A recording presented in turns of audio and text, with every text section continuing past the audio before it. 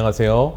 한국외국어대학교 국제지역연구센터 HK연구교수 이광태입니다. 디지털타임스 북방문화 맥을 잇다 시리즈 칼럼 네 번째 섹션 중앙아시아 과거에서 미래로의 지피를 맡고 있는데요. 오늘 벌써 세 번째 시간입니다. 오늘 3화 칼럼에서는 중앙유라시아의 외교 간섭이라고 할 수 있는 인질 외교, 질자 외교에 관해서 살펴보도록 하겠습니다. 한반도와 북방 지역의 문화 접점을 찾기 위해서 중앙유라시아 전체에 통용되었던 관습과 풍습을 이해하는 것이 필수적이라고 생각합니다. 중앙유라시아는 그간 이제 야만인의 땅, 그렇죠? 문명들, 중국 문명이라든지 페르시아, 또 이란 문명에서 이란, 이라크, 또 이슬람 문명에서 봤을 때에는 이게 야만인으로 여겨질 수 있었죠. 근데 그런 측면에서 중앙유라시아만의 어떤 문화가 있을까? 관습과 풍습이 과연 얼마나 발달되고 그것이 세계사적으로 어떠한 의미가 있을까에 대해서 많은 논의가 있었습니다. 근래 들어서 조금 더 그러한 중앙유라시아만의 북방 지역만의 독특한 문화를 좀 역사적으로 또 다양한 학제적 연구를 통해서 발견하려는 그러한 노력이 계속되고 있는데요. 저는 그 가운데에서 좀 독특한 그 외교 관례, 인질, 이제 질자라고 하면 인질 질자의 아들 자자를 써서 왕자 또는 귀족의 자제들을 인질로 보내는 것이죠. 그러한 외교 간섭이 중앙유라시아만의 굉장히 독특하면서도 중요한 정치적, 외교적 관례가 아니었나 그런 생각을 하게 되었습니다. 우리가 국제체제 하면 지금 현재 오늘날의 국가 간의 이제 대등한 그런 서구적인 모델이죠. 국가 간의 국제법을 통해서 서로 규율이 되는 그런 국제체제라든지 동아시아, 우리 중국 조공체제, 책봉체제라고도 하는데요. 그러한 동아시아의 국제체제, 또 이슬람에서는 이슬람을 신봉하는 지역과 그렇지 않은 지역, 그 다르 알 이슬람, 다르 알 하르브라고 하는 그 양분법적인 구조로 이렇게 국제관계를 이해를 하는데 중앙유라시아만의 독특한 또 국제관계가 있었다는 것이죠. 그 중앙유라시아의 고유의 정치 구조에서 그 국제관계의 유래를 찾을 수가 있습니다. 중앙유라시아의 정치 구조라고 하면 씨족, 부족 집단이 기반이 되어서 점점 팽창해 가고 하는 그러한 부족연맹체, 또 그 다음에 제국의 형태로 확산되는 것을 역사적인 문헌에서 발견하게 되는데요.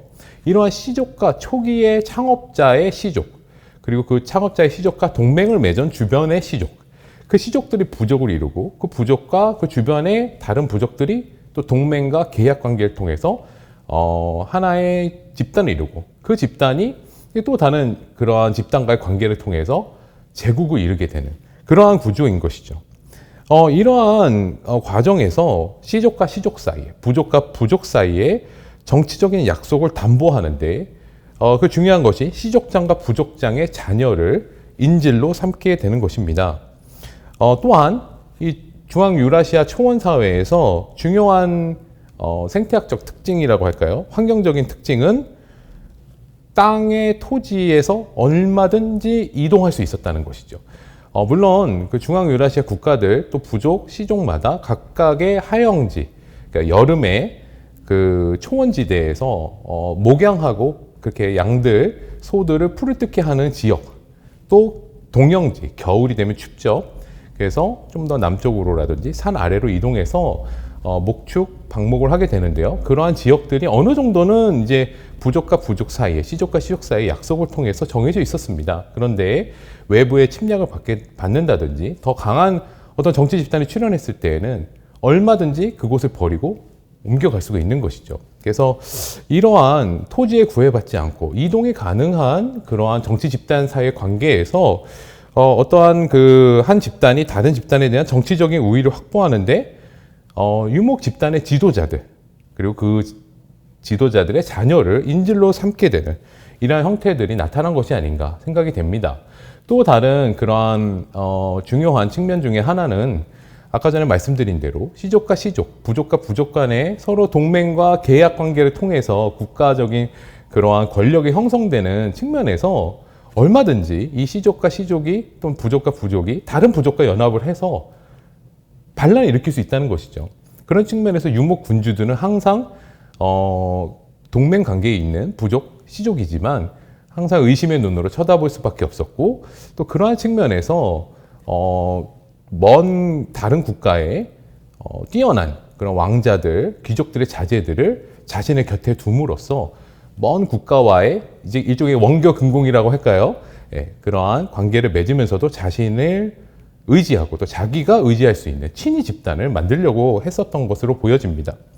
이러한 그 중앙강 유라시아만의 독특한 정치 구조에서 이제 인질 외교, 질자 외교라는 것이 이제 탄생을 했다고 말씀드렸는데요.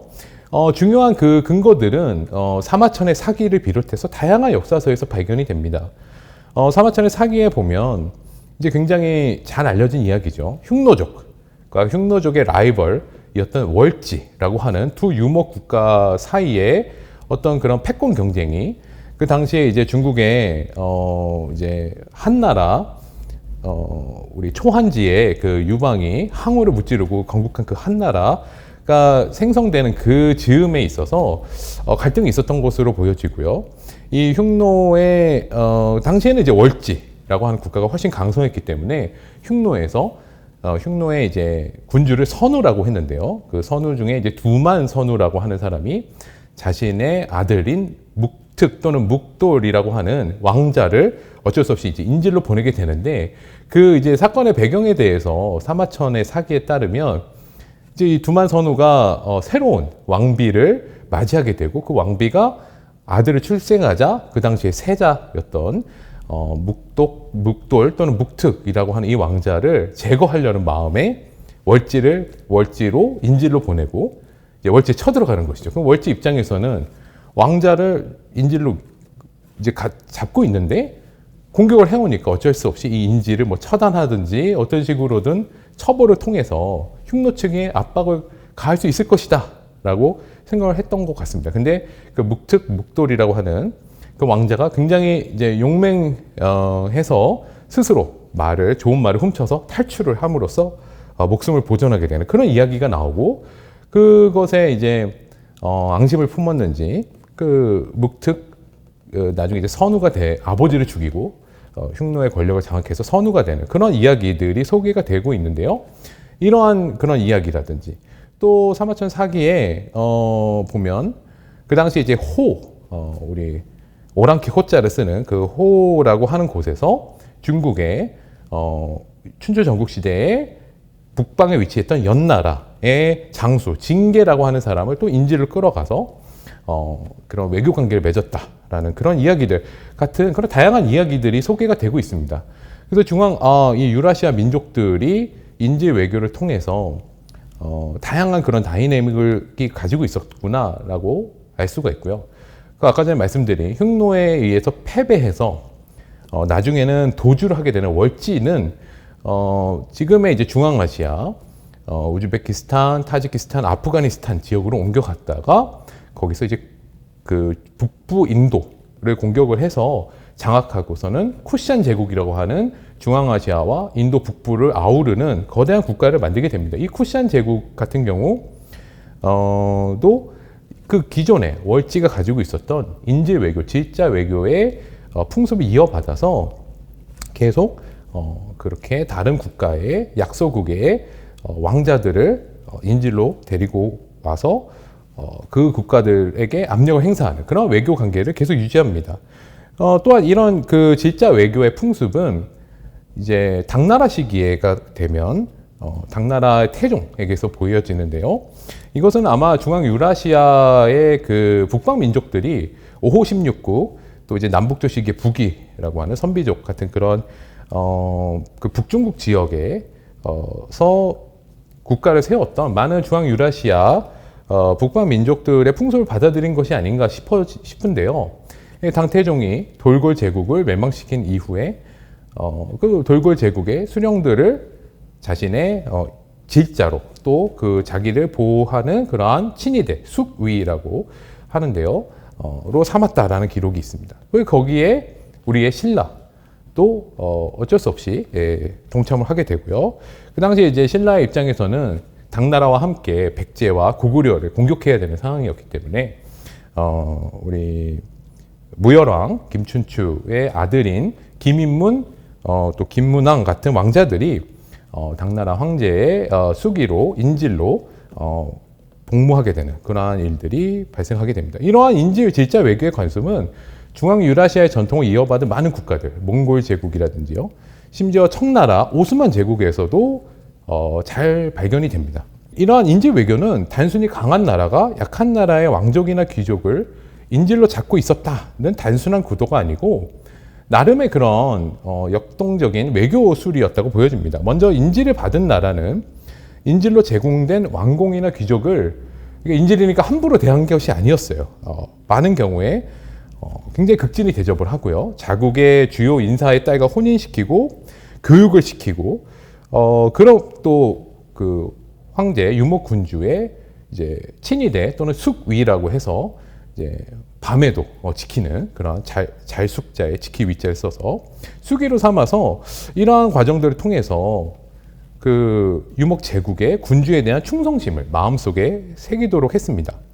그렇게 해서 이제 인질 생활을 마치고 귀국을 하는 경우에 그 인질 생활을 했던 왕자는 본국으로 돌아갔을 때 군주가 되는 경우가 많았고요. 그랬을 때에는 이 유목 제국에 친밀감을 갖거나 또는 완전히 친밀감을 갖지 않아도 어느 정도 이제 동감할 수 있는 그러한 것들을 심어준 것이지요. 반대로 인질을 보낸 나라의 경우에도 어느 다양한 정치적인 옵션이 있었다고 보여집니다. 아까 그 사기 흉노전에 보여지는 묵특선우와 두만선우의 관계에서도 보여지듯이 유목군주는 자신이 제거하고 싶은 왕자나 또는 정치적인 정적이라고 할까요? 유력자를 인질로 보내서 멀리 제거한다든지 또 멀리 거리를 유지한다든지 할 수가 있었고요. 또 약소국은 자신의 왕자들을 강국의 군주의 신하로 이제 수기로 보내는 질자로 보내는 대신에 그 개인적인 친분이 생기겠죠. 유목제국의 군주와 이 질자로 보낸 왕자 간의 개인적인 친분이 쌓임으로써 어떤 그런 외교적인 마찰이 최소화되는 외교관으로서의 역할을 하기를 기대했고 실제 그렇게 했던 것으로 보여집니다.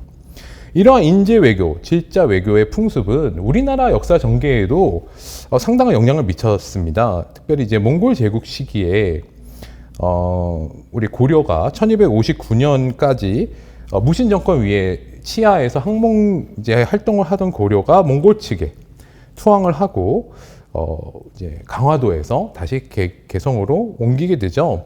이러한 과정에서 고려의 왕자들이 인질, 질자로 몽골 조정에 파견이 됩니다. 이 고려 왕자들의 그런 질자 외교라고 할까요? 그런 활동에 대해서는 다양한 그런 연구들이 이루어지고 있습니다. 예를 들어서 고려의 충렬왕 같은 경우는 몽골 공주와 혼인하고 고려 왕실과 신하들 모두에게 몽골식 복장을 착용하게 하는 등의 우리 민족 정체성에 흠집을 냈다. 이런 평가도 사실입니다. 그런데 몽골 조정과의 친밀화가 고려 왕실에 해를 끼친 것만은 아니었습니다. 몽골 조정에서 수기하던 고려 왕자들이 몽골 내 상당한 정치력이 있었고 그 이유는 이제 그 고려의 원종이라든지 충선왕 등의 그 인질로 가게 되었던 고려 왕자들이 그 당시에 권력 투쟁 중이던 원의 또 몽골 제국 군주 뭐 쿠빌라이나 카이샨 같은 군주들을 지지해서 몽골 카한권이라고 하죠. 카한이 되도록 또 도왔기 때문에 어느 정도는 이제 그 영향력이 있었고요. 이러한 정치적인 영향력을 이용해서 고려의 국익을 실현할 수 있었다고 보여집니다. 그러니까 몽골 조정을 직접 방문해서 담판을 함으로써 뭐 고려에 배치되어 있던 군대나 뭐 다루가치를 철수시킨다든지 또는 몽골 측을 설득해서 한반도 서북방에 설치되어 있던 몽골 직항령을 반환받는다든지 이런 또 고려의 국익을 또 확보할 수 있었고요. 물론 이제 그런 몽골 군주의 이익에 적극 협력하여서 얻어낸 이러한 이득은 사실 대가가 없지 않았습니다. 그래서 역사학자들은 이제 고려가 몽골의 제후국의 지위로 추락을 하게 된 것이 아닌가 이렇게 이야기를 하는데요. 이러한 그런 질자 외교가 우리 민족에 영향을 미친 또 다른 예는 청나라 병자호란 시기에 청나라의 질자로 인질로 끌려간 소현세자를 통해서도 알 수가 있습니다. 소현세자는 1637년 병자호란 이후에 다른 이제 그 관리들의 자제들과 함께 청으로 끌려가서 8년간 인질 생활을 하게 되는데요. 그 이제 심양, 션양그에서 있으면서 소현세자는 현지의 언어를 익히고 또 청나라의 어떤 그런 몽골 원정에도 참가하고 1644년에는 이제 청나라가 명나라의 수도 북경 베이징을 점령한 이후에는 소현세자도 베이징에 도착을 하게 되는데 이때 70여일을 머물면서 천주교 신부들을 통해서 서양 문물도 접하게 됩니다. 그래서 이제 비록 이제 소현세자가 귀국한 이후에는 이제 반청파에 의해서 너무 청나라의 친청파로 낙인을 찍히고 뭐 누가 독살되었다, 뭐 병에 걸려 죽었다 다양한 이야기가 있지만 좀 안타까운 그런 최후를 맞이하게 되는데요. 이런 소현세자가 인질로 파견된 이후에 한 행동들은 또 조선을 위해서 청나라의 외교적인 요구에 대해서 직접 이제 설득을 해서 조선에게 부담이 되지 않도록 애쓴다든지 또 청에 추토옥이 된 조선의 신하들을 보호하려고 노력했던 그런 모습들이 보여집니다. 이렇게 흉노에서 오스만 제국, 청나라까지 계속된 인질 외교, 질자 외교는 유라시아 초원 유목 국가들의 전통적인 외교 관습에서 유라시아 전역에 행해졌던 것으로 보여지고요. 우리나라를 비롯한 전 세계 역사 전개에 적지 않은 영향을 미쳤다라고 이야기할 수 있을 것 같습니다. 중앙 유라시아 사회가 단순히 야만적이지도 않았고 또 정주 문명의 영향권에만 있었던 것도 아니고 오히려 그것과 구별되는 굉장히 독자적인 정치 사회적인 문화 및 제도를 가지고 있었다는 것을 보여준다는 측면에서 강조될 필요가 있을 것 같습니다.